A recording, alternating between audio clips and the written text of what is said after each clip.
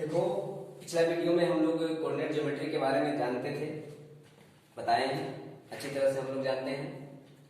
Coordinate geometry जानने के पहले हम लोग को एक्सिस के बारे में जानना जरूरी होता है। एक्सिस है क्या? AXIS। एक्सिस का हिंदी होता है अक्ष। अक्ष है क्या? जब दो सरल रेखा के द्वारा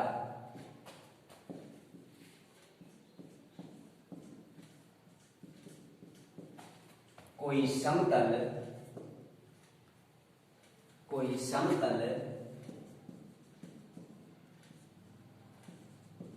चार बराबर भागों में बंटती है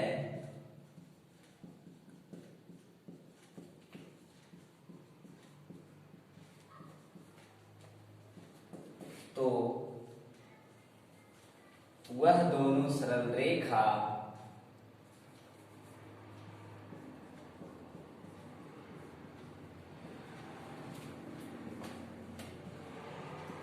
अक्ष कहलाती है।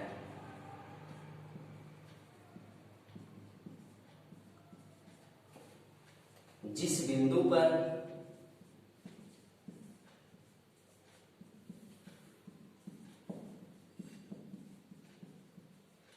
दोनों सरल रेखा मिलती है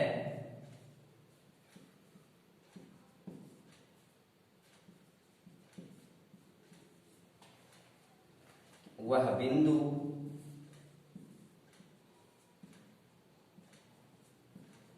मूल बिंदु या कटान बिंदु कहलाती है।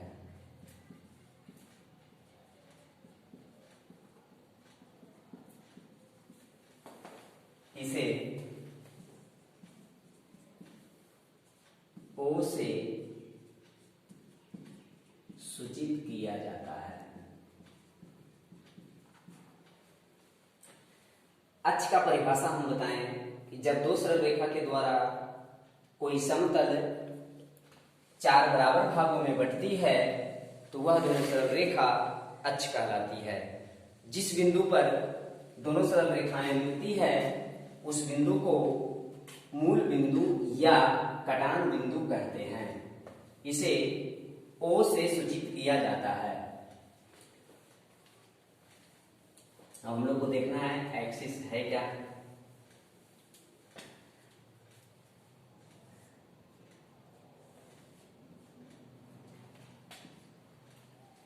यह होता है एक्स एक्सिस,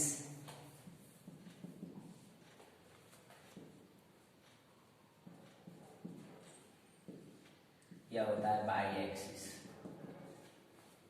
जिस बिंदु पर दोनों सरल रेखाएं मिलती है उस बिंदु को मूल बिंदु या कटान बिंदु कहते हैं।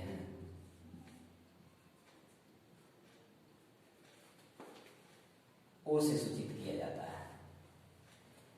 अब चार बराबर भागों में जो बंटती है वह भाग हमारा फर्स्ट हुआ, सेकेंड हुआ, थर्ड हुआ और एक फोर्थ हुआ। इसे हम लोग कहते हैं first quadrant. QUARDRANT quadrant. Hindi होता है इसका प्रथम चतुर्थांश या हम लोग कह सकते हैं प्रथम पाद। एक्स वाई के द्वारा यह भाग बन रहा है, हम लोग कह सकते हैं एक्स वाई समतल। सेकेंड क्वाड्रेंट द्वितीय चतुर्थांश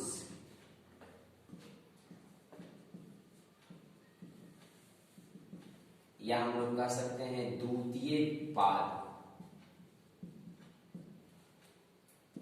एक्स डैश बाई समतल।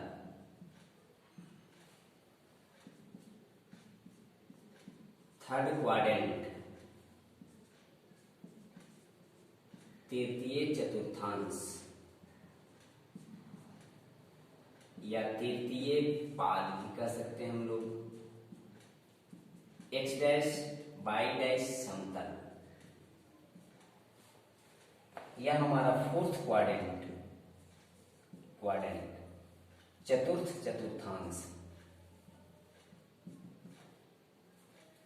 चतुर्थ चतुर्थांश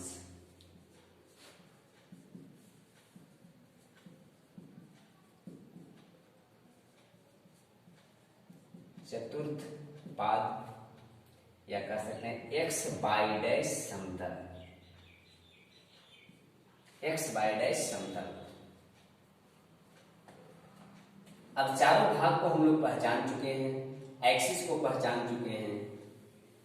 अब हम लोग को ये जानना है कि नियामक ज्यामिति है क्या।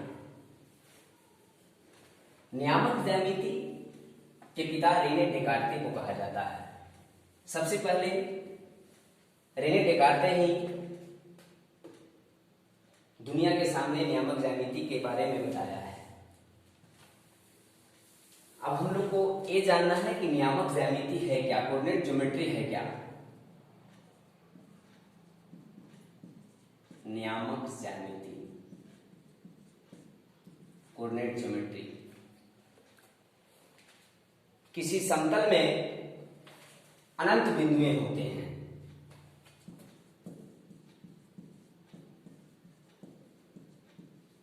किसी समतल में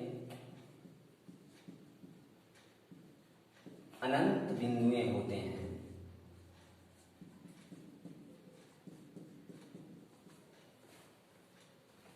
प्रत्येक बिंदु को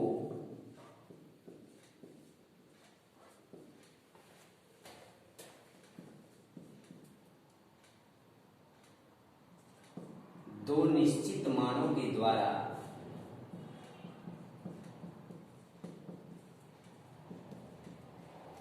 सूचित किया जाता है।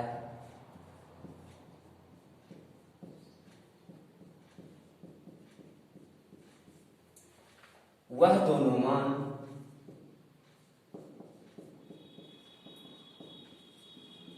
उस बिंदु का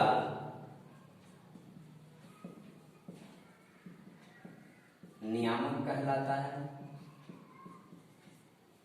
इसका अध्ययन ही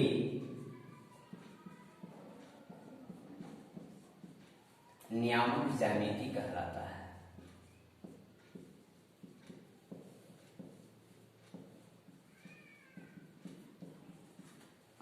किसी समतल में अनंत बिंदुएं होते हैं। प्रत्येक बिंदु को दो निश्चित मानों के द्वारा निरूपित किया जाता है। वह दोनों मान उस बिंदु का नियामक कहलाता है। इसका अध्ययन ही नियामक ज्यामिति कहलाता है। डेट एग्जाम्पल मानते यह बिंदु P है, x और क्या है, y है। इसे हम लोग कहते हैं x नियामक,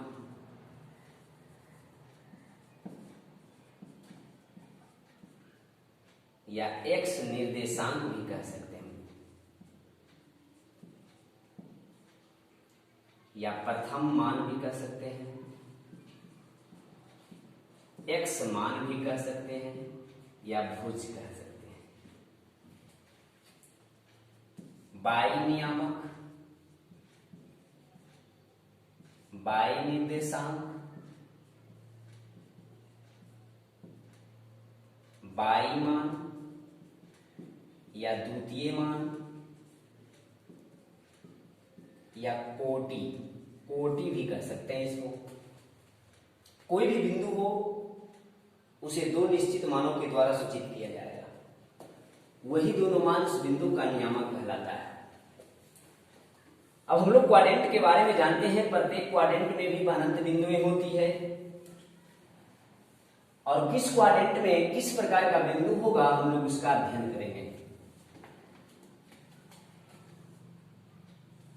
ये हमारा एक्स एक्सिस हुआ जी, यह वाई एक्सिस है, यह मूल बिंदु है, यह फर्स्ट क्वाड्रेंट है, सेकंड क्वाड्रेंट है, थर्ड क्वाड्रेंट है और फोर्थ क्वाड्रेंट है। इसमें दोनों बिंदुएं प्लस होते हैं, दोनों धनात्मक होते हैं, पॉजिटिव होते हैं। इसमें माइनस और प्लस, इसमें दोनों माइनस होता है, और इसमें प्लस और माइनस होता है। एक्स एक्सिस पॉजिटिव, इधर पॉजिटिव होता है, वाई एक्सिस इधर पॉजिटिव होता है। पॉजिटिव पॉजिटिव इसलिए वैल्यू इसका पॉजिटिव होता है। इधर जो होता है निगेटिव होता है, और इधर भी क्या होता है, निगेटिव होता है। इसलिए x negative, y positive, x value negative, y value positive, x भी निगेटिव, वाई भी निगेटिव, एक्स वैल्यू भी निगेटिव, वाई वैल्यू भी negative, x positive, y negative, इसलिए एक्स वैल्यू पॉजिटिव और वाई वैल्यू निगेटिव। तो हम लोग साइन देख के, चिन्ह देख के पता लगा लेंगे कि पॉइंट हमारा किस क्वाड्रेंट में है। कुछ पॉइंट एक्सिस पर भी हो सकता है, उसके लिए बता रहे हैं। एक्स अक्ष पर वाई मान शून्य होता है, यानी कि यदि कोई बिंदु एक्स एक्सिस पर है तो उसका वाई कोऑर्डिनेट, वाई नियामक शून्य होता है। वाई अक्ष पर एक्स मान शून्य होता है और एक मूल बिंदु होता है। मूल बिंदु का नियामक जो होता है 0 0 होता है, 0 0 होता है। मूल बिंदु का नियामक 0 0 होता है। और कुछ जानना है? मैथ को जानने के लिए थ्योरी भी जानना बहुत जरूरी होता है, कॉन्सेप्ट जरूरी है, तभी मैथ हमारा अच्छा से बन सकता है बाबू।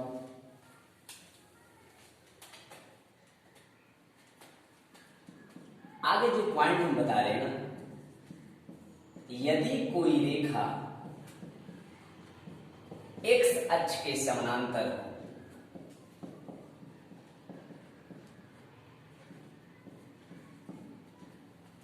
तो उस रेखा पर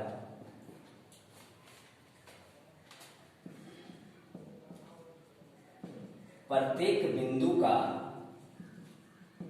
वाई मान समान होगा।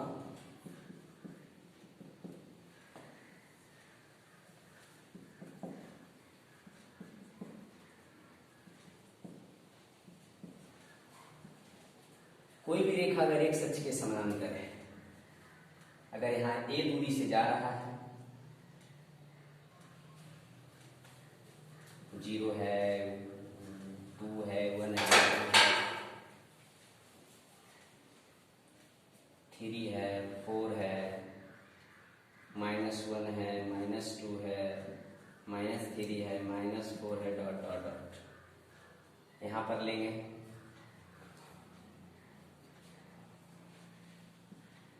एक्स वैल्यू 1, वाई वैल्यू ए, यहां लेंगे एक्स वैल्यू 3, वाई वैल्यू ए, यहां लेंगे -2 और ए,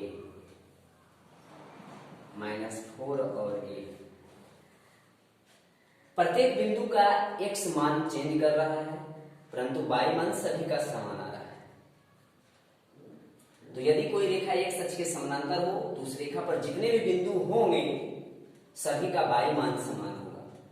और दूसरा पॉइंट, यदि कोई रेखा वाई अक्ष के समानांतर हो तो उस रेखा पर प्रत्येक बिंदु का एक्स मान समान होगा।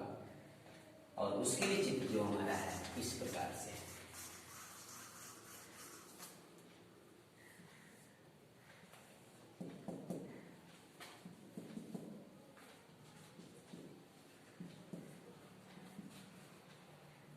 वाई अक्ष के समानांतर है।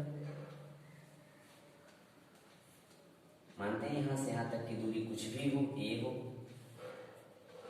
1 है, 2 है, 3 है, 4 है, 5 है, डॉट डॉट डॉट इन्फिनिटी लग जाएगा, -1 है, -2 है, -3 है, -4 है, डॉट डॉट डॉट। इस बिंदु का पूछेंगे, यहां पर बिंदु का, तो एक्स वैल्यू हमारा ए होगा लेकिन वाई वैल्यू 1 होगा।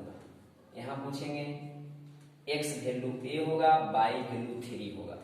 यहां पूछेंगे x value A, Y value 5।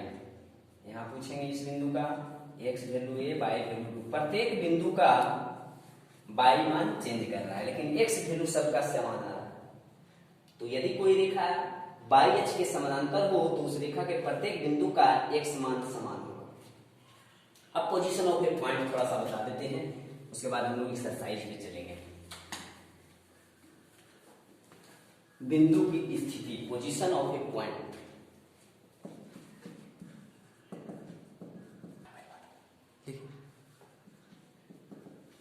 Position of A point Hindi होता है बिंदु की स्थिति।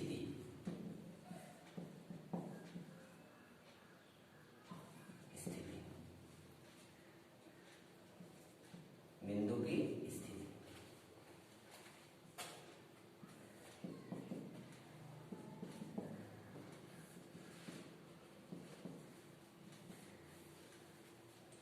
यह बिंदु P है, इसका कोऑर्डिनेट x और y यदि है, सबसे पहले हम x एक्सिस पर लंब खींचते हैं।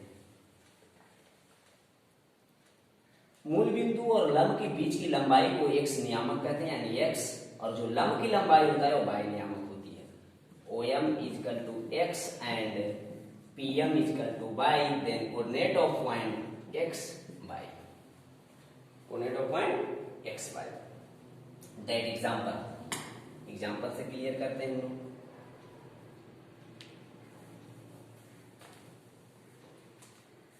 एग्जाम्पल है कि कोई बिंदु ए है, इसका नियामक 3 और 2 और 3 है, यानी x वैल्यू, पहला वैल्यू x नियामक और दूसरा वैल्यू y नियामक। हम लोग जानते हैं 0 1 2 3 4 5 dot dot dot -1 -2 -3 -4 -5 dot dot dot 1 2 3 4 5 dot dot dot -1 -2 -3 -4 dot dot dot. x बराबर 2 यहां देखें, y बराबर 3 यहां पर हमारा है। इस प्रकार से अपने सीध में दोनों को बढ़ाएंगे, जहां पर दोनों लाइन मिलेगी उस बिंदु को नियामक हो जाएगा 2 और 3। जैसे एक और एग्जांपल देखते हैं। एक b है जिसका कोऑर्डिनेट हमारा है -3 और 4, यानी x equal to -3 y equal to 4। हम लोग ऐसे भी जान सकते हैं, फर्स्ट कोऑर्डिनेट निगेटिव है और सेकंड हमारा पॉजिटिव है। निगेटिव और पॉजिटिव हम लोग जानते हैं उस सेकंड क्वाड्रेंट। x वैल्यू -3 यहां पर है, y वैल्यू 4 है यहां पर है। इसको अपना सीधे में बढ़ाना है। इस पॉइंट b का कोऑर्डिनेट हो जाएगा -3 और 4। तो इस प्रकार से हम लोग पूरे पॉइंट कहीं भी रहेगा दिया हुआ तो हम लोग आराम से निकाल सकते हैं। एक और एग्जांपल देख लेते हैं एक्सिस के लिए। मान लीजिए कोई पॉइंट है हमारा C, वो है 4 और 0, यानी x इक्वल टू 4 और y इक्वल टू 0। तो हम लोग जानते हैं कि x एक्सिस पर y वैल्यू 0 है। अगर y वैल्यू 0 है तो कहीं ना कहीं x एक्सिस पर होगा। तो x बराबर 4 यहाँ है, यह भी तो एक पॉइंट है। इस पॉइंट का कोऑर्डिनेट हमारा हो जाएगा 4 और 0। एक और एग्जांपल देख लेते हैं। एक D है, उसका इसको देते हैं 0 और -3, यानी अगर x बराबर 0 है, y इक्वल टू -3 यहां हो जाएगा। D x 0 है, y इक्वल टू -3।